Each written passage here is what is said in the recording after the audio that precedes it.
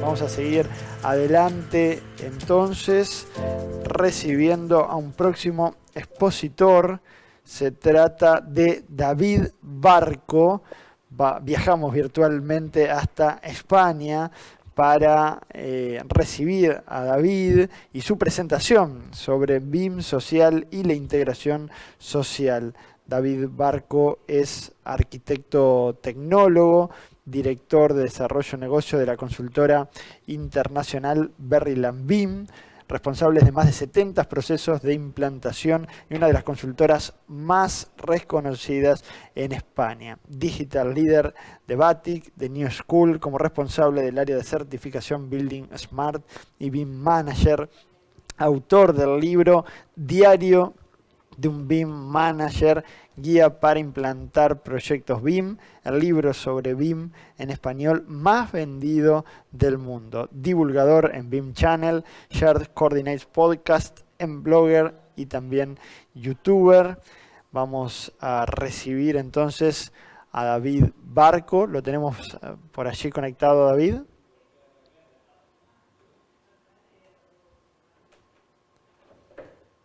A ver si podemos establecer contacto con David.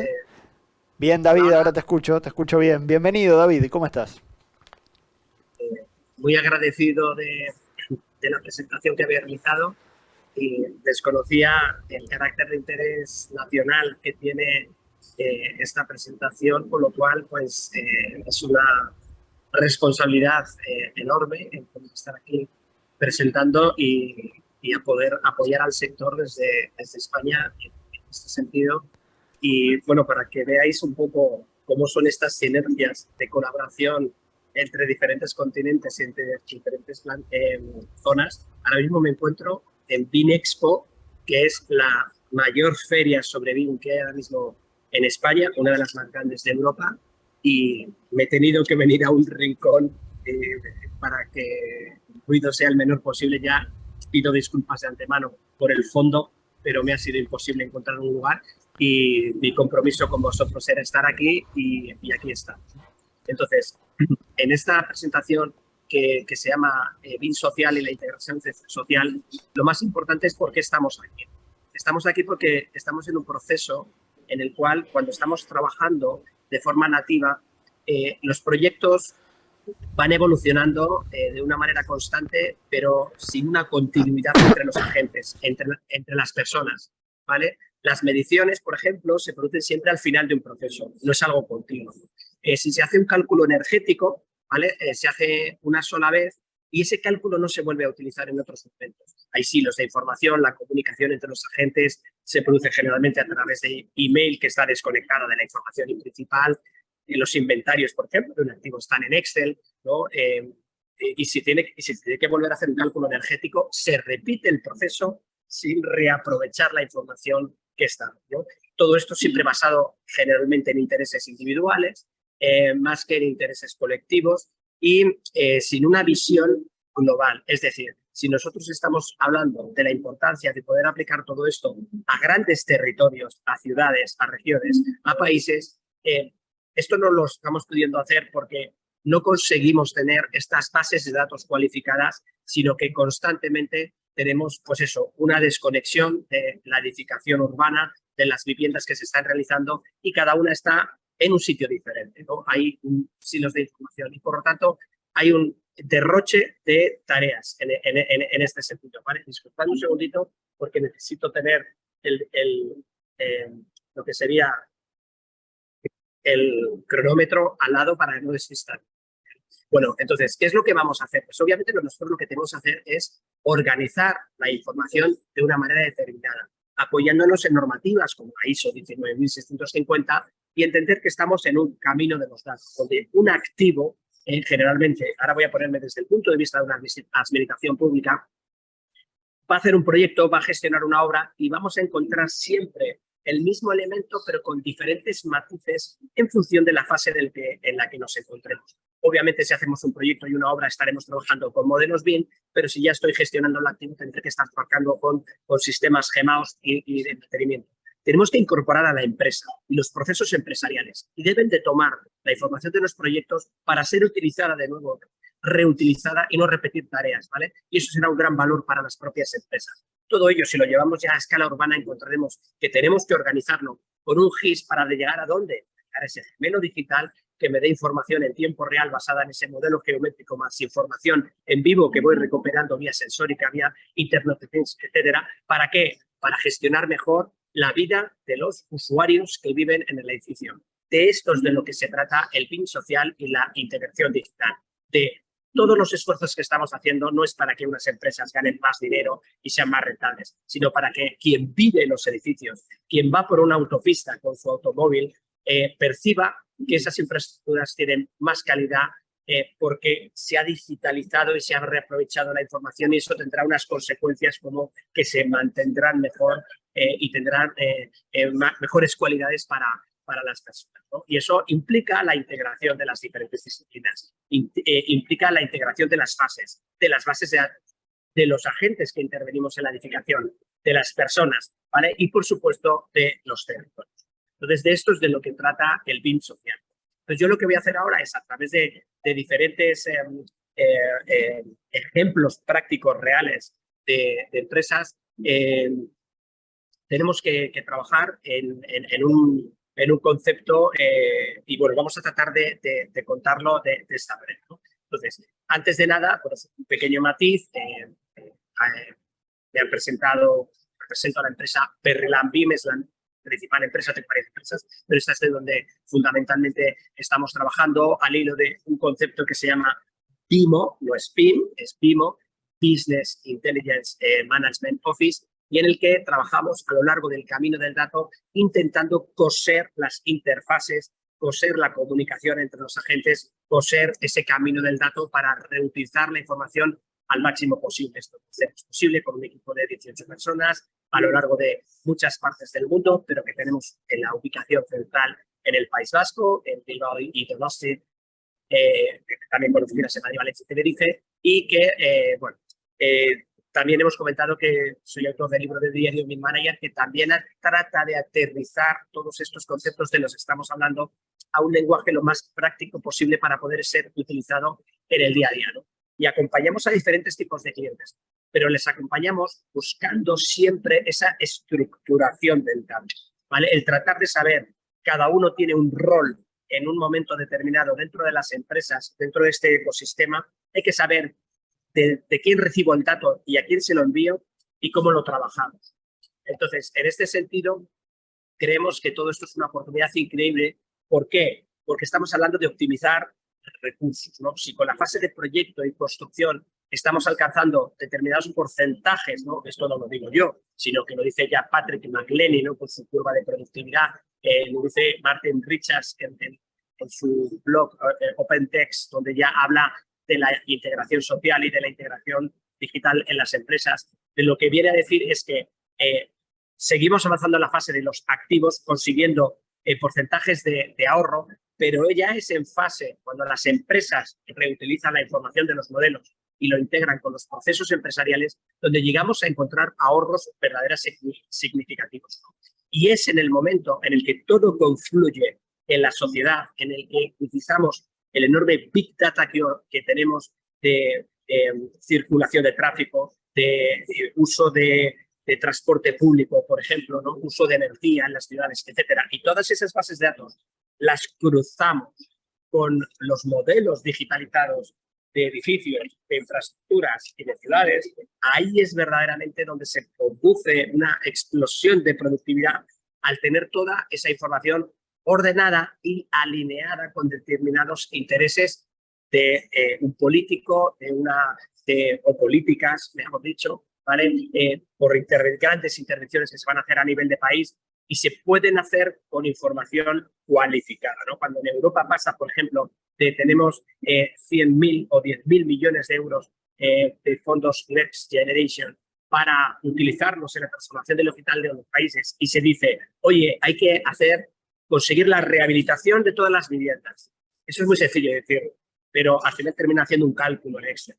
¿No sería mucho más sencillo utilizar todas las bases de datos de catástrofes o de ciudades que ya tienen volumetrías en 3 dimensiones, cruzarla con las bases de datos de tiempo, ¿no? De soleamiento, ¿no? Y cruzarlos las bases de datos de renta per cápita, cruzarlo con las bases de datos de todo lo que queramos y a partir de ahí decir con nitidez y con claridad, oye, pues esto lo vamos a poder utilizar en el 5% de los edificios del país.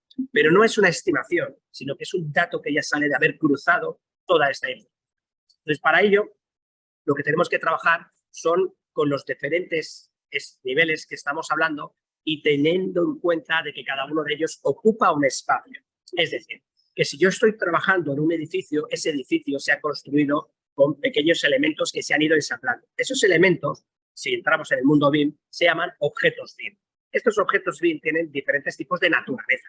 Son superficiales, una fachada, son elementos puntuales, una silla, ¿vale? Son elementos integrados, ¿no? Como un elevador, una escalera mecánica que se tiene que ensamblar con diferentes partes, o son elementos muy complejos tridimensionales como estructuras aladeadas, sistemas tridimensionales que tienen una grandísima complejidad.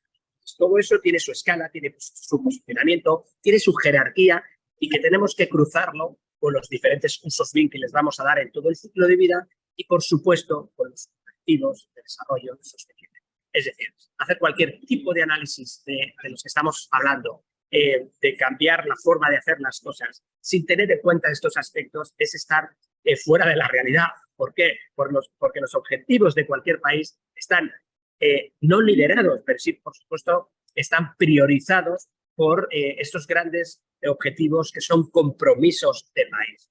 Y hablamos de temas de mejorar la sostenibilidad, el ahorro, el consumo de los edificios a nivel energético, ¿no? La huella de carbono, ¿no? La reutilización de los materiales.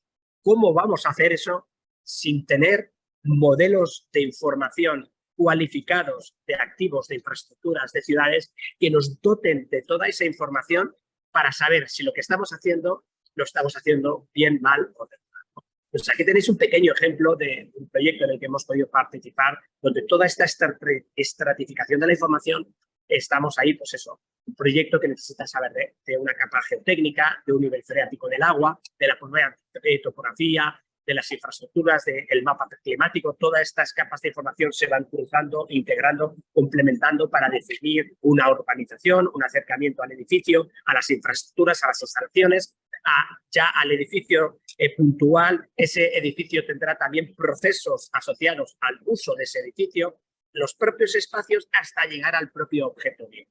Es importante conocer todo este camino porque dependiendo del punto en el que estamos de intervención, necesitaremos trabajar con los datos de una manera u otra. Entonces, en este sentido, pasando por ejemplos claros de cómo podemos digitalizar proyectos y obras, pues el primero y evidente es la redacción de los propios proyectos a través de los requisitos que deben de definir los clientes, los adjudicadores, como dice la ISO 19650. Entonces, en este sentido, pues tenemos que intentar que los proyectos vengan desarrollados y cualificados con la mejor información para facilitar el entendimiento del proceso. Es decir, si hablamos del BIM social, estos planos que ponemos aquí en la pantalla tienen que ayudar a un supervisor de temas de resistencia al fuego, de temas de incendios, poder decir claramente si estas instalaciones o esta división del edificio por zonas de incendios cumple claramente o no con la normativa. De esto se trata, esta es una rama del BIM social, facilitar a los técnicos que tienen que aprobar el hacer su propio trabajo. Lo escuchábamos ¿no? aquí en BIM Expo hoy, ¿no? Si un técnico de la administración que da licencias para iniciar una obra o empezar a vivir en una vivienda, tiene que abrir un plano de AutoCAD, va a tardar horas en hacer trabajos absurdos que no aportan valor a su propio trabajo, como tener que localizar una puerta en el plano para saber si esa puerta es de incendios o no es de incendios, ¿no? Con estos sistemas, obviamente, todo se digitaliza y se automatiza para que él pueda entrar en los sitios más difíciles, donde la normativa no es tan directa ni tan fácil, sino que necesitan de su experiencia y de su calificación, ¿no? Y en este sentido encontraremos múltiples programas que nos van a facilitar el ir incorporando nuevos requisitos, ¿no? Como por ejemplo, si cumple o no con Passive House, certificaciones LEED, ¿vale? Aquí tenéis, por ejemplo, un proceso real en el que se divide una fachada, se rehabilita una fachada para optimizar energéticamente un edificio, pero que no se hace, o sea, no está hecho por un procedimiento tradicional, sino que hay un diseñador, en este caso hace un modelo en un programa como Autodesk Revit, ese modelo no tiene despiece, no tiene información asociada potente, y lo que se hace es exportarlo a un programa en el cual se divide, trabaja, tritura, para que se pueda enlazar con fabricación, ¿vale? Y ese programa devuelve un modelo IFC para que el diseñador tenga el despiece milimétrico que ha hecho el fabricante. Entonces, se trata de ir cosiendo estas fases para sacar la mejor información de cada elemento. Y aquí los modelos BIM, obviamente, son herramientas excepcionales para poder hacer análisis energéticos tremendamente avanzados, ¿no? O, por ejemplo, obtener certificaciones, ¿no? Teníamos un ejemplo de Revit, aquí tenemos un ejemplo de programas como EcoDesigner, como Cipeter, o empresas que no encuentran soluciones claras y son herramientas excepcionales. Perdón, es que estaba oyéndome de eco.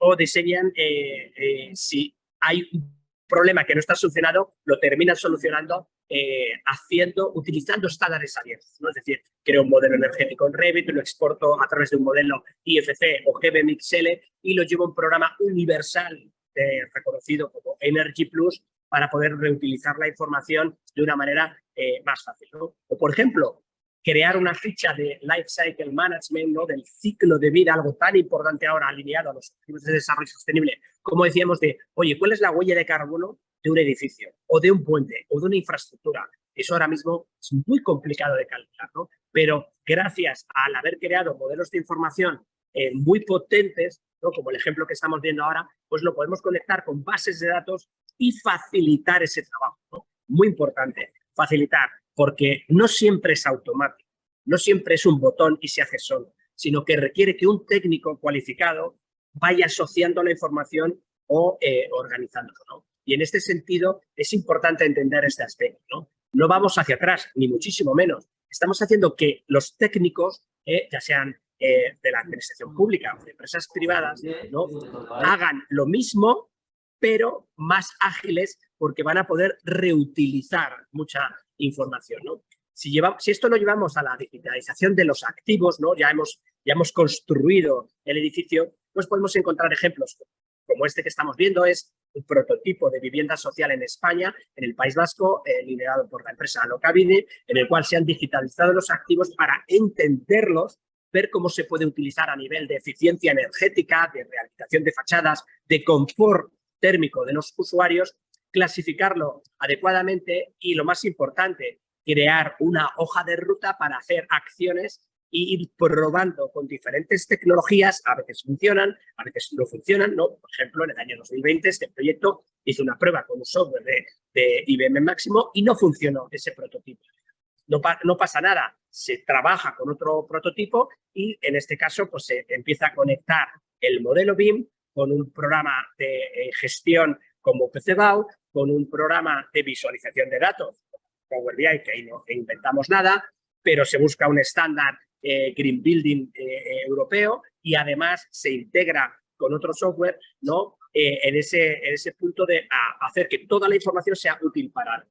Todo esto se puede complicar con gemelos digitales, como el que estáis viendo, Cubic 4.0, un edificio de Bilbao, que tiene más de 3.000 sensores que se han utilizado para, de nuevo, conseguir datos reales que ayuden a los técnicos a tomar mejores decisiones sobre cómo cambiar, actuar sobre el edificio, ¿no? Y en este sentido podemos ver un ejemplo, ¿vale?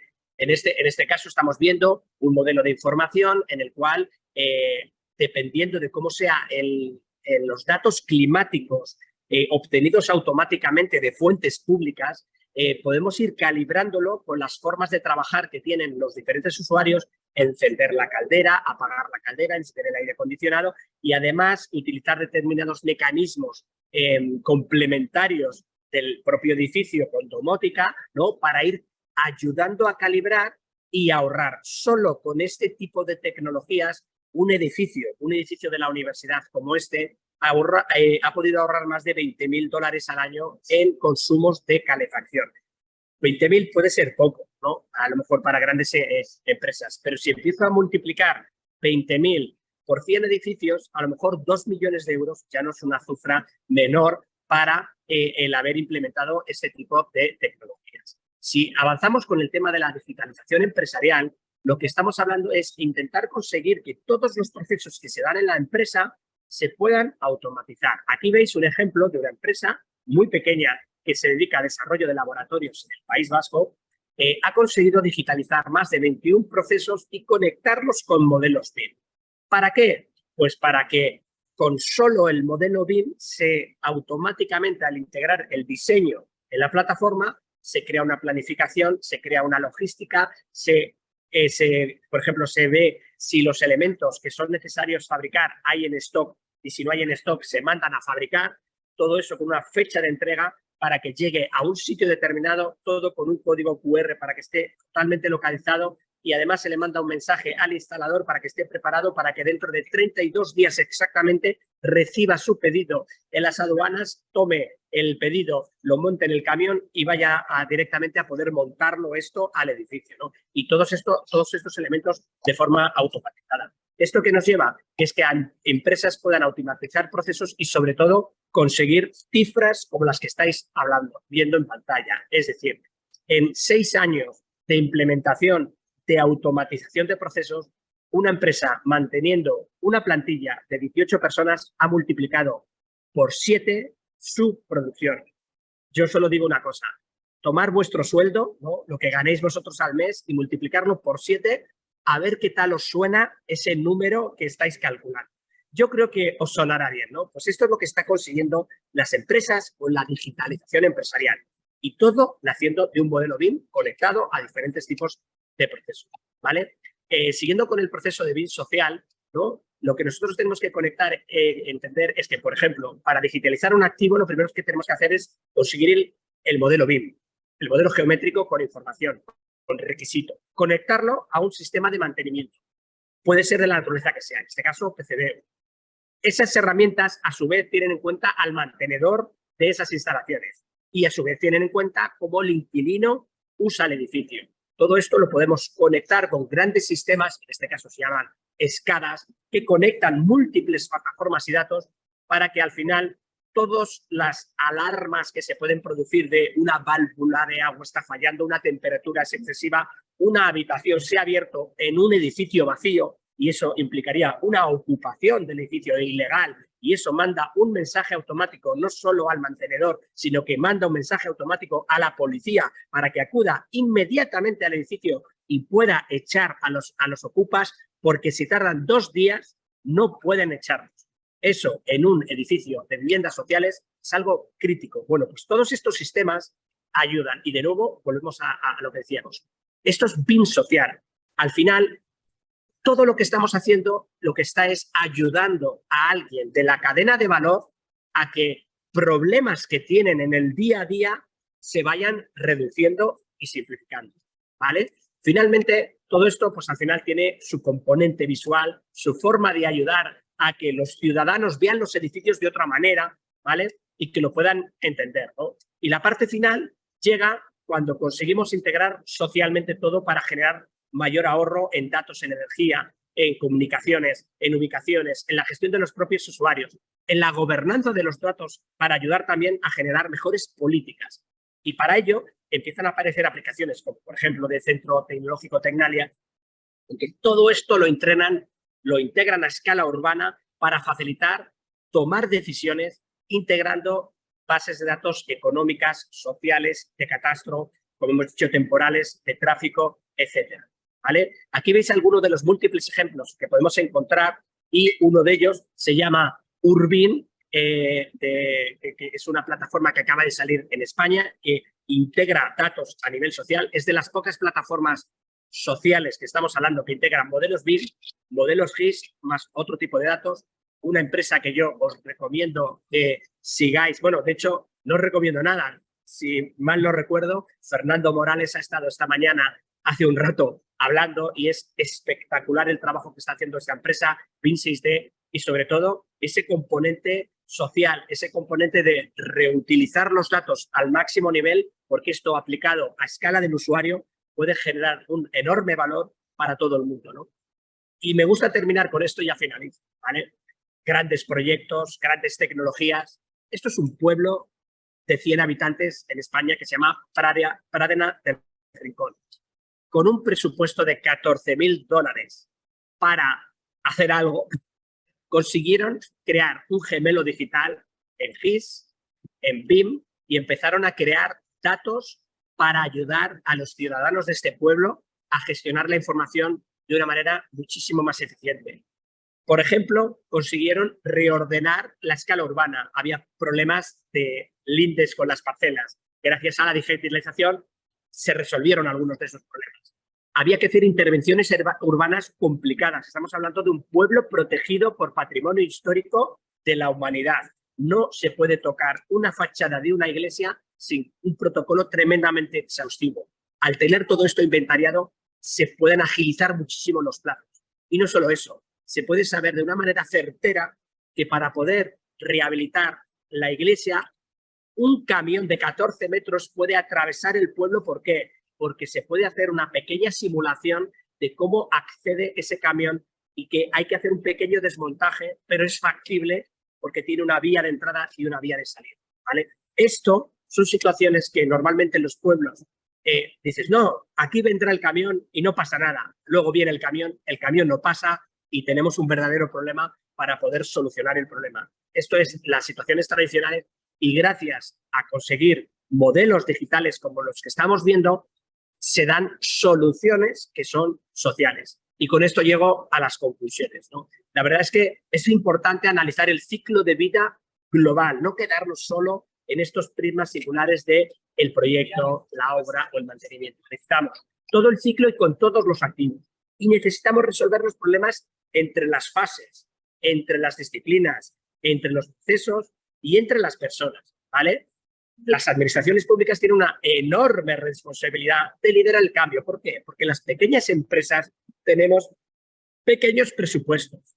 En España, ayer presentaron los números. El presupuesto general del Estado son 100.000 millones de dólares, un número descomunal. Y se dijo, y lo estaba presentando el subsecretario de Fomento, ¿no? La gran entidad que lidera el Plan BIM España ahora mismo, ¿no? El 23% de esa licitación es susceptible de ser realizado asociado con metodología BIM. ¿Qué significa eso? Que si aplicamos todo esto, son 25.000 millones de euros, podríamos ahorrar para los ciudadanos 2.500 millones de euros al año, ¿vale? Unas cifras realmente importantes, ¿no? Y esos líderes tienen que dar ejemplo, aplicarlo internamente en las propias administraciones. Deben de formarse, deben de crear formas para facilitarlo.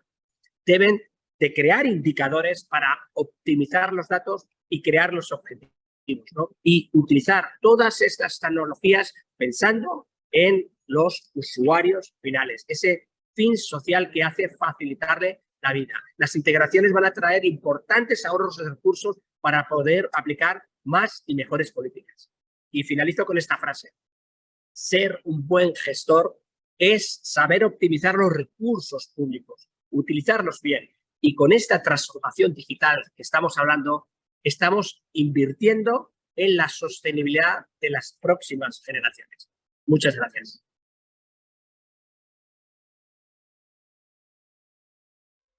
Te agradecemos a David Barco especialmente, sabemos el esfuerzo que ha hecho para estar con nosotros. David, muchísimas gracias. Gracias a vosotros. Que lo pases muy bien. David presentó BIM Social y la integración social.